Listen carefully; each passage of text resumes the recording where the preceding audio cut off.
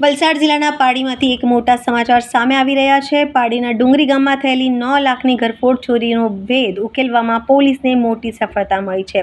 પોલીસે ભાવનગરની કુખ્યાત તપેલી ગેંગના 7 સભ્યોની ધરપકડ કરી છે. આશ્ચર્યની વાત તો એ છે કે આ ગેંગના સભ્યો માત્ર 1 મહિના પહેલા જ જેલમાંથી છૂટ્યા હતા અને બહાર આવતાની સાથે જ ફરીથી ચોરીના રવાડે ચડી ગયા હતા. પોલીસે તેમની પાસેથી 16.41 લાખ રૂપિયાનો મુદ્દામાલ જપ્ત કર્યો છે. ડુંગરી ગામમાં લાખોની ચોરી. પાડી તાલુકાના ડુંગરી ગામના ભેરવાડ ફળિયામાં રહેતા પન્નાબેન પટેલના ઘરે ગત 23 મેની સાંજે એક મોટી ઘટના બની હતી. પન્નાબેન એમનો પરિવાર તેમના ભાઈના દીકરીના બર્થડે પાર્ટીમાં ગયા હતા ત્યારે બંધ મકાનનો લાભ ઉઠાવીને અજાણ્યા તસ્કરોએ ઘરના મુખ્ય દરવાજાનું તાળું તોડ્યું હતું. ઘરમાં ઘૂસીને ચોરોએ કબાટ અને સેટી પલંગના ડ્રોવરમાંથી 8,22,000 રૂપિયાની કિંમતના 205 ગ્રામ સોનાના ચાંદીના દાગીના અને 80,000 રૂપિયાની રોકડાની ચોરી કરી હતી. કુલ 9,02,000 રૂપિયાની આ માતબ્બર ચોરી અંગે પારડી પોલીસ સ્ટેશનમાં ભારતીય ન્યાય સંહિતા BNS 2023ની કલમ મુજબ ગુનો નોંધવામાં આવ્યો હતો. આ કેસમાં પાડી પોલીસ અને LCBની ટીમે ઘટના સ્થળની આજુબાજુના CCTV ફૂટેજ અને ટેકનિકલ એનાલિસિસનો ઝીણવટભર્યો અભ્યાસ કર્યો, જેના આધારે શંકાસ્પદ ઇસમો અને ગુનામાં વપરાયેલી બાઇક શોધી કાઢવામાં આવી હતી. બાતમીના આધારે પોલીસે ભાવનગર ખાતેથી મુખ્ય 2 આરોપીઓ અને અન્ય 5 સાગરીતોને દબોચી લીધા છે. પોલીસે આ આરોપીઓ પાસેથી નીચે મુજબનો મુદ્દામાલ કબજે કર્યો છે: 14,37,500 રૂપિયા કિંમતની 2 સોનાની રણી, 1,80,000 રૂપિયાની કિંમતના મોબાઈલ ફોન, 20,000 રૂપિયા કિંમતની બાઇક અને રોકડ 4,030 રૂપિયા, કુલ મળીને 16,41,800 રૂપિયાનો મુદ્દામાલ જપ્ત કરાયો છે. પૂછપરછમાં મુખ્ય આરોપી સમીર ડરૈયાએ કબૂલાત કરી છે કે તેણે દીપક ઉર્ફ કાળુ મારફતે ચોરીના દાગીના 12.50 લાખમાં વેચ્યા હતા અને તેમાંથી 1.62 લાખ રૂપિયાનો નવો iPhone 17 Pro ખરીદ્યો હતો. ગુનેગારોનો ઇતિહાસ. પકડાયેલા આ આરોપીઓ કોઈ સામાન્ય ચોર નથી, પરંતુ રીઢા ગુનેગારો છે. મુખ્ય સૂત્રધાર સમીર ડરૈયા વિરુદ્ધ ગુજરાત, દમણ અને સેલવાસમાં ઘરફોડ, ચોરી, બાઇક ચોરી, દારૂ અને જુગારના 24 જેટલા ગંભીર ગુનાઓ નોંધાયેલ છે. જ્યારે આદિલ ઉર્ફ તપેલી સામે 10 અને અસલમ સામે 6 ગુના નોંધાયેલા છે. આ તમામ અગાઉ દમણ અને સેલવાસ પોલીસના હાથે પકડાઈને જેલ ભેગા થયા હતા અને માત્ર 1 મહિના અગાઉ જ જેલમાંથી મુક્ત થયા હતા. ચોરી બાદ આ ગેંગ અન્ય જિલ્લામાં ફરાર થઈ જતી હતી અને મોજશોખ પૂરા થયા બાદ ફરી સક્રિય થતી હતી. પોલીસે આ 7 આરોપીઓમાં ભાવનગરના 2 સોની વેપારીઓ, શ્રી બોમ્બે સ્પોટ અને મહુવા રિફાઇનરીના માલિકોની પણ ચોરીની માલ ખરીદવા બદલ ધરપકડ કરી છે અને આગળની સઘન તપાસ હાથ ધરી છે. પારડી પોલીસ સ્ટેશન ખાતે આવેલ ડુંગરી ગામ છે. ડુંગરી ગામમાં તારીખ 23/5/2026ના રોજ સાંજના લગભગ 7:30 થી રાતના 10 વાગ્યા સુધીમાં એક ઘરફોડનો બનાવ બનેલો, જેમાં એનો નકુચો તોડી, તાળું તોડી નાખી ઘરની અંદર જે કબાટ હતું એનું તાળું તોડી ચોરી કરવામાં આવી હતી. એ ચોરીની અંદર ટોટલ મળીને લગભગ 8 લાખ જેટલાના દાગીનાઓ હતા અને 80,000 રૂપિયાની રોકડ રકમ હતી. જે બાબતે ગુનો દાખલ કરી પારડી પોલીસ તપાસ કરતી, સાથે સાથે LCB પણ તપાસ કરી રહી હતી.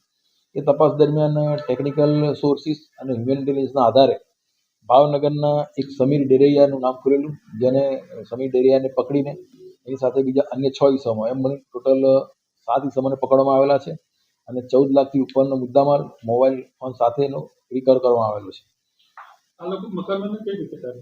આ લોકોને મકાનો ટાર્ગેટ કરવામાં એવું જાણવા મળેલું કે એ લોકો સૌથી પહેલા મોટરસાયકલ ચોરીનું લેતા હતા અને ચોરીનું મોટરસાયકલ લઈને બધે ફરતા રહેતા હતા. એ દરમિયાન રેકી કરીને જ્યાં પણ મોકો મળે ત્યાં ચોરીને અંજામ આપતા હતા. એ લોકો પાસેથી એક મોટરસાયકલ મળ્યું છે, જે પણ નવસારી ખાતે ચોરી થઈ હોવાનું જાણવા મળે છે. આ ગેંગ ભાવનગરની ગેંગ છે અને આ ગેંગનો જે મુખ્ય વ્યક્તિ છે એ લગભગ 18 ગુનામાં સંડોવાયેલો છે અને સાથેના અન્ય લોકો છે એ લોકો પણ 10 થી વધુ ગુના દાખલ થયેલાની જાણવા મળે છે. આ લોકોની એમાં એવું છે કે જ્યાં ચોરી થાય, ચોરી કરીને જે મુદ્દામાલ વેચવામાં આવે એ મોજશોખમાં વાપરવાનો, મોંઘા મોબાઈલ લેવાના અને સારા સારા કપડાં પહેરીને ફરવાનું, એમ ઉડાઉ પદ્ધતિથી પૈસા વાપરવાના, આ એમની મુખ્ય મોડસ ઓપરેન્ડી.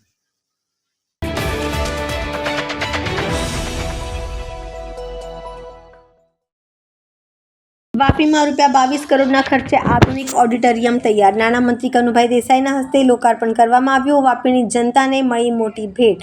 ઔદ્યોગિક નગરી વાપીમાં વર્ષોથી જેની આતુરતાપૂર્વક રાહ જોવાઈ રહી હતી તે ઘડી આવી ગઈ છે. વાપી ઇન્ડસ્ટ્રીઝ એસોસિએશન દ્વારા અદ્યતન સુવિધાઓથી સજ્જ એવા ભવ્ય ઓડિટોરિયમનું ભવ્ય લોકાર્પણ કરવામાં આવ્યું છે.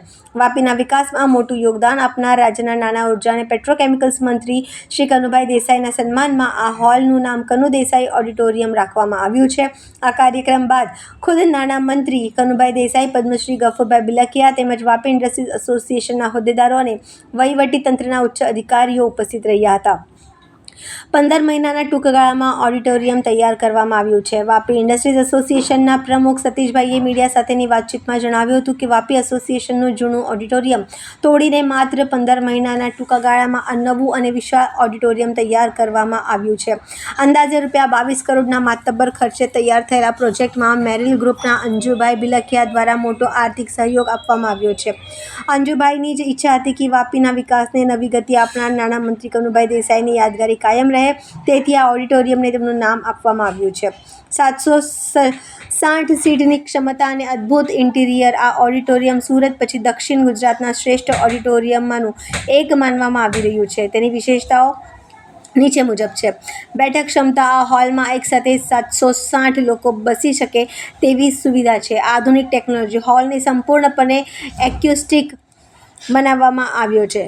ઓડિટોરિયમની બહાર લોબીમાં ગુજરાતની ભવ્ય સંસ્કૃતિનું પ્રદર્શન કરતું કલાત્મક કામ કરવામાં આવ્યું છે. માત્ર ઉદ્યોગો જ નહીં, સમાજ માટે પણ ઉપયોગી છે. લોકાર્પણ પ્રસંગે નાણામંત્રી કનુભાઈ દેસાઈએ ખુશી વ્યક્ત કરતા વડાપ્રધાન નરેન્દ્ર મોદીના શાસનકાળ અને દેશના વિકાસની સરાહના કરી હતી. વીઆઈએના હોદ્દેદારોએ જણાવ્યું કે આ ઓડિટોરિયમ માત્ર ઉદ્યોગ જગત પૂરતું મર્યાદિત નહીં રહે, પરંતુ વાપીની તમામ શાળા, કોલેજ, સામાજિક સંસ્થાઓ અને સાંસ્કૃતિક કાર્યક્રમો માટે પણ એક મોટું પ્લેટફોર્મ પૂરું પાડશે.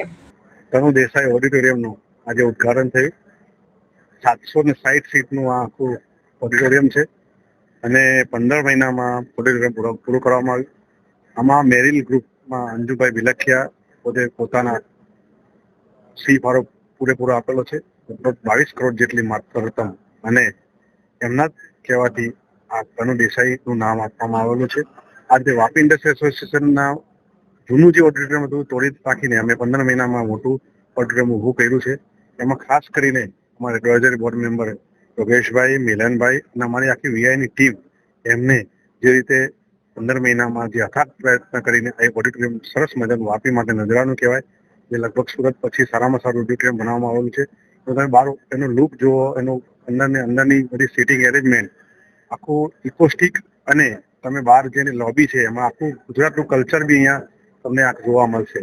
આ રીતે એક સારામાં સારું ઓડિટોરિયમ અને જે વાપીની જનતા માટે જે કહેવાય ને કે જે લોકો માટે વર્ષોથી રાહ જોઈ રહ્યા હતા કે કંઈ વાપી માટે કંઈ સારું મળે, અને આપણા કનુભાઈ દેસાઈ તમે જાણીએ છીએ કે જે રીતે વાપીને વિકાસની ગતિ આગળ લઈ રહ્યા છે, તો એમનું નામ બી અમે જે રીતે વાપીને એમને આપેલું છે તો વાપી ઇન્ડસ્ટ્રી એસોસિએશન અને અંજુભાઈ તરફથી એમનું નામ આપવામાં આવ્યું છે. એટલે કનુ દેસાઈ ઓડિટોરિયમ આજે જેનું તમે જોઈ રહ્યા છો સરસ મજાનું લોકાર્પણ થયું છે.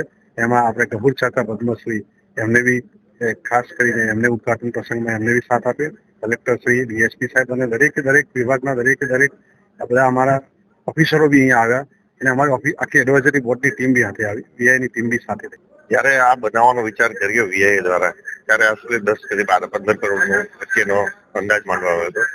પછી જોતા તો બહુ થતો નહીં. એટલો આજે ઇન્ડસ્ટ્રી તરફથી ફાળો લાવવો મુશ્કેલ હતો, કારણ કે એસોસિએશન તો ₹1000 મેમ્બરની ફીથી ચાલે અને ઇન્ડસ્ટ્રીમાંથી કરવા પડે. એટલે અમે જે આપણા સૌથી બધાના સી એટલે મુગટ વાળા કહેવાય એવા મેરિલ ગ્રુપના સંપર્કમાં ગયા. અંજુભાઈને વિનંતી કરી કે અંજુભાઈ આવું એક અમે તો અગાઉ પણ આપણે મુક્તિધામની બનાવ્યું, તો આમાં તમે અમને મદદ કરો અને મેરિલનું નામ આપીને કરો. તરત તેઓ તૈયાર થઈ ગયા. બાકી સાથે મેરિલ ના કોઈ પણ ફેમિલીને બિલખિયા ગ્રુપનું નામ કનુભાઈનું આપવાનું. ત્યારે પણ મેં એમને સવાલ કર્યો. તેમણે કીધું કે કનુભાઈએ જે આખા ગામ માટે અને આપણા સૌના વિકાસ માટે અહીંયા કાર્ય કર્યા છે, તો આપણે શું આપી શકીએ? તો આપણે એમની હંમેશા યાદગીરી રહે એના માટે એનું નામ આપીએ ને. આજે આધુનિક જે તૈયાર થયેલું ઓડિટોરિયમ છે, આપ સૌ જાણો છો, અહીંયા આવો જ છો. સ્કૂલના, સમાજના, સામાજિક સંસ્કાર બધા માટે આપણે બધાને આપીએ. ખાલી ઇન્ડસ્ટ્રી પૂરતું જ નથી, પણ સમગ્ર આ વિસ્તારની જનતાને આનો લાભ મળે એવું આજે ઓડિટોરિયમ બની ગયું છે. દેસાઈ વાપી ઓડિટોરિયમનું જે ઉદ્ઘાટન થયું છે એ માટે વાપીના ઇન્ડસ્ટ્રીયલિસ્ટોને મિત્રોને ખાસ હું અભિનંદન આપું છું. અને કનુભાઈ જે આપણા માટે કર્યું છે અહીંયા વાપી અને વલસાડ અને ગુજરાત માટે, એના માટે એક ખાલી નામ રાખીને નાનું એવું આપણે પુષ્પગુચ્છ આપી રહ્યા છીએ એને. અને આફ્ટર ઘણા બધા સમજાવ્યા પછી એને એનું નામ આપવા માટે મંજૂર કર્યું. તો આપણે કનુભાઈ સાહેબનો ખૂબ ખૂબ આભાર માનીએ છીએ. અને બસ આપણી વાપીની પ્રગતિ થતી રહે, બધા સાથે હળી મળીને આ દેશમાં જેટલું આત્મનિર્ભર કરી શકે, જેટલું સારું કામ કરી શકે એટલું કરી અને દેશને મહાન બનાવીએ.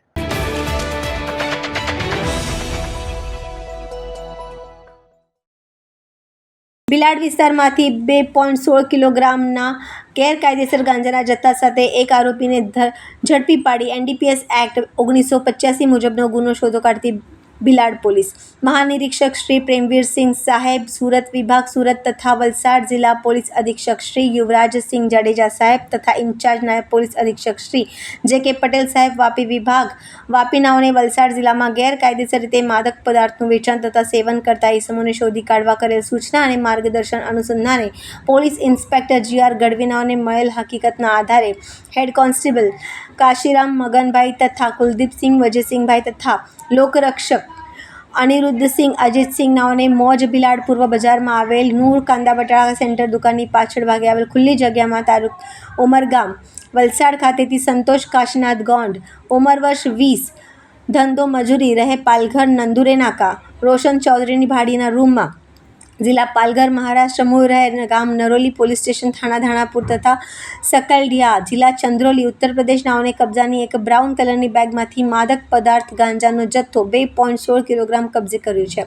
તેઓના વિરુદ્ધમાં એનડીપીએસ એક્ટ 1950ની કલમ 8C 20B 2B 29 મુજબ કાયદેસર કાર્યવાહી કરવામાં આવી છે. સંતોષ કાશીનાથ ગોંડ ઉંમર વર્ષ 20 ધંધો મજૂરી રહે પાલઘરને અટક કરીને આગળની કાર્યવાહી હાથ ધરવામાં આવી છે.